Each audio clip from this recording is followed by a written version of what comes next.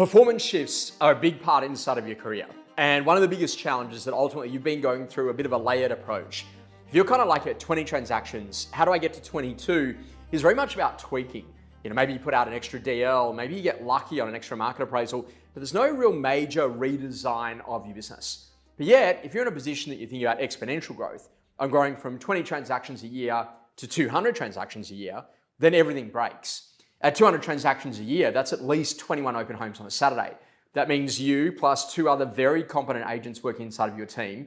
You're going to need a head of operations. You're going to need to make sure that you've got a marketplace that's big enough for your aspirations. And you're going to need to be in a position that you're going to let go to grow. And when you go to think about performance shifts, it really is about this whole idea about understanding how pressure can come into your world. And there's three different types of pressure that we got to talk a lot about. The first one, without a doubt, is the pressure of expectation. This is about really being in a position that all of a sudden these expectations are being placed on you, by your partner. They're also being placed on you by the bank if you have a mortgage, and maybe even your sales manager or business owner. And this whole idea is that you want to live up to the expectations, and that's a great way to go and apply it.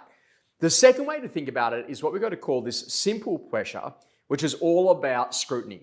People are looking at what you're doing. If all of a sudden I get you to come and present your listing presentation to me, everything changes for you because you're like, oh my God, I've got it ready for their appointment. What would I take? What will Josh want to see? And all of a sudden, because you know that you're going to be analyzed by an expert, then all of a sudden you raise to a completely different level of performance.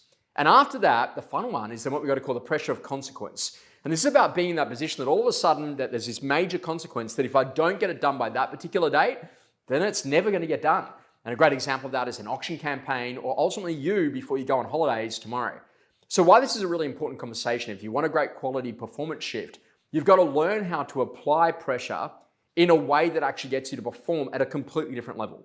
And if you start to think about the simple systems you could go and put in play, of like at 3 o'clock every day, write out a list of 10 good people to call tomorrow.